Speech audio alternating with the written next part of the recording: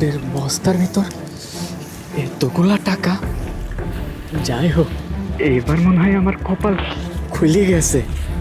কিন্তু মালিক যদি কোনোভাবে জানতে পারে তাহলে তো এই টাকা আমার হবে না। আবার এই কামিনীরাও দেখলেও তো আমি আর বাসায় নিয়ে যেতে পারবো না। যে কোনো একটা বুদ্ধি খাটাতে হবে আমার। কাজের সিস্টেম করে এই জায়গা থেকে উঠে যাওয়া লাগবে। কি করি বুদ্ধি পাইছি একটা। এ নয়ন, হ্যাঁ এই তুই এই জায়গায় একটু জাল দে তো, আমার একটু টয়লেট সাফছে রে। হাই রে, তোরে টয়লেট চাইপি থাকে বুঝছো, আরে কামে লাগলে তোর এরমই হয়। আরে যা, আসে সর, না ভাই। সর সর সর কাম চোর করছি। যাই হোক, ওই জায়গায় থেকে তো তালবাহানাতে উঠে আসলাম, আমার তো বাড়ির যাওয়া লাগবে। এখন তো আর যাইতে পারতেছি না। এক কাজ করি, টাকাগুলো আমি এই জায়গায় লুকায় রাখি।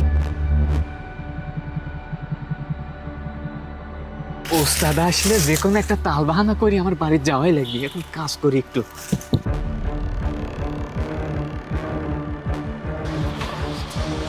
নয়ন, ও কাজ হয়েছে। আচ্ছা তাহলে আমি খালি কি দাঁড়া। আচ্ছা যা।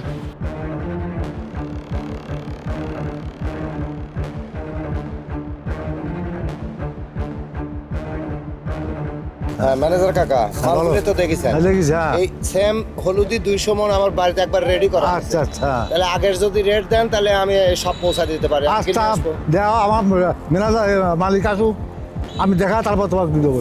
আচ্ছা ঠিক আছে, তাহলে স্যাম্পল রাখেন তাহলে। আচ্ছা স্যাম্পল রাখলাম। আচ্ছা ঠিক আছে, আমি গেলাম তাহলে। হ্যাঁ আচ্ছা থাক। এই চল ভালো কাজ বাজ ভালো মতো করতে কাজ। তোমার কথা শুনলে গাটা জ্বলি যায়। এত কাজ করি তা তোমার মন পাওয়া যায় না। আসলেই নেবো খারাপ বুঝছো, এরা আসলেই নেবো খারাপ, বড় লোক না নেবো খারাপই হয় রে। এই বেশি ক্যাশ করিস না, 4 দিন লক করে দেবেন দিসনি কাম কর ঠিক মতন। দাদা কি হচ্ছে? দাদা এই যে 1 লোক মাল দিয়ে গেছে, 200 মাল স্যাম্পল, মালটা ভালোই আছে, লেয়া মাল দাও, কি দাম দেওয়া যায়? ভালোই আছে, হ্যাঁ মাল সমস্যা নাই। আমরা বাজারে কিনলাম 1400 করে, তো মাল হ্যাঁ। ভালোই আছে। 1350 টাকা করে। আর শুনো, কি ওর সাথে কি লাগাইছো, কি হয়েছে? কি ও কাজ করে না তো, ও খালি ঘুরি ঘুরি বেড়া, ফিল্ডিং মারে, মোবাইল দেখে। আচ্ছা, ওর ব্যবস্থা আমি করছি। তুমি যাও, আমার জন্য এক গ্লাস পানি দিয়ে আসো, যাও। আচ্ছা আচ্ছা এ নয়ন, ওই তুই একটু বসে জাল দে, বুঝতে পারছিস? ওই যে আমি একটু ওই যে সাহেব আইছে, একটু কথা আছে তো। ম্যানেজার ঠিকই কয়, তুই আসলেই কামছে। যা তোর কথা শুনলে না গা জ্বলি যায়। যা যা, তুই আসলেই কামছে। স্যার আসসালামু আলাইকুম। ওয়ালাইকুম আসসালাম। কি ব্যাপার আমিনুল, ম্যানেজার কি বলে? তোমরা নাকি ঠিকঠাক মতো কাজ করো না, মোবাইল টেপাটিপি করো, এগুলা কি ঠিক? না স্যার, আসলে সব কাজই করে, বুঝেন না? একটু মানে কর বেকার হলে ওই যে এরকম চিল্লাচিল্লি শুরু করে। আসলে যে জন্য আইছিলাম, আসলে স্যার আমার বউ না প্রেগনেন্ট, খুব অসুস্থ। আপনার আশায় আমি বসেছিলাম, আমার খুব যাইতে হবে বাড়িতে। আমার মনে কেমন যেন হচ্ছে। এই দেখো, এটা তোমার একটা দোষ। আজকে আমার 2টি খোলা জ্বলতিছে, আমার টার্গেট 200 মণ হলুদ সিদ্ধ হওয়া লাগবে। এখন তুমি চলে গেলে একটা লিভার শর্ট পড়ছে, আমি কি করে করবো কাজটা, কও তুমি? আসলে স্যার আমি তো এইভাবে কোনোদিন বলি না, আসলে খুব অসুস্থ।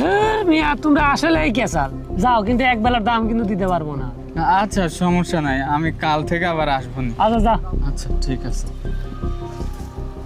মানে লিভার যাইতি, মানে বউয়ের অসুস্থ, এই ওই নাটক দেখলে আর বাঁচিনি।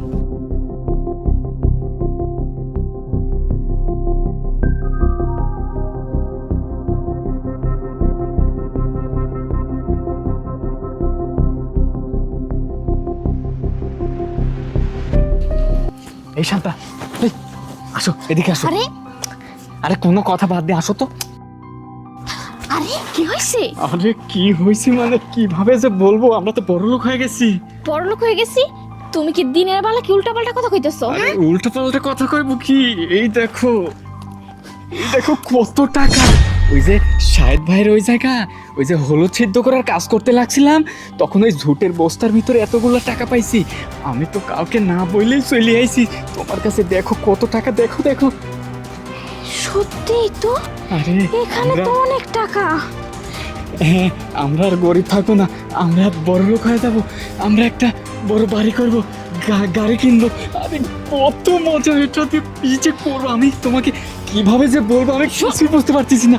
আমিনুল, তুমি কিন্তু এই টাকাগুলা বাড়িতে নিয়ে এসে ঠিক করো নাই, যেহেতু শাহিদ ভাইয়ের ওখানে পাইছো, তাহলে এই টাকাগুলো তো ওনারই দেওয়া উচিত ছিল। আরে তুমি কি পাগল নাকি? শাহিদ ভাই কত বড় লোক, আর আমি ওর কাছ থেকে তো চুরি করে নিয়ে আসিনি, বস্তার ভিতর ছিল, ওই জায়গায় পাইছি, তাহলে তো ওই জিনিসটা আমারই, তাই না? আরে তুমি বুঝতেছো না কে, ওগুলা তো উনি কিনছে তাই না? তাহলে কিনছে মানে এই টাকাগুলো ওনারই। তাছাড়া তুমি টাকাগুলো পাইছো তো কি হয়েছে, টাকাগুলো পাইছো, তুমি টাকাগুলো ওনার ফেরত দিও। এই তোমার কি মাথা খারাপ হয়েছে নাকি? এতগুলো টাকা পাইলে কি কাকা ফেরত দেওয়া যায়?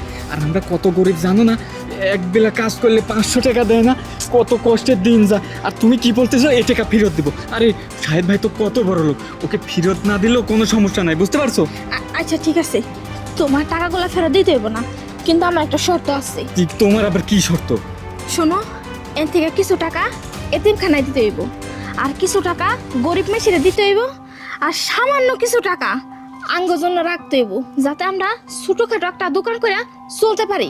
এবার তো রাজি আছো? তোমার কি মাথা খারাপ নাকি? এতগুলো টাকা কি হাতছাড়া করব? তুমি কি বুঝতেছো কিছু? আমার কত অভাব যায়, তুমি এসব কি বলতেছো? তোমার আচ্ছা, তুমি যদি আমার কথা না শোনো, তাহলে আমি সবার গিয়ে কয়ে দিতেছি যে তুমি টাকাগুলো পাইয়া বাড়িতে নিয়ে এসো। দেখো শোনো, তুমি কি এমন করতেছো, আমি কিছুই বুঝতেছি না, তোমাকে নিয়ে কি যে করি। আচ্ছা যাই হোক, তুমি যেটা বলবে এটাই সঠিক। আচ্ছা এখন চলো আমরা রুমে যাই। চলো।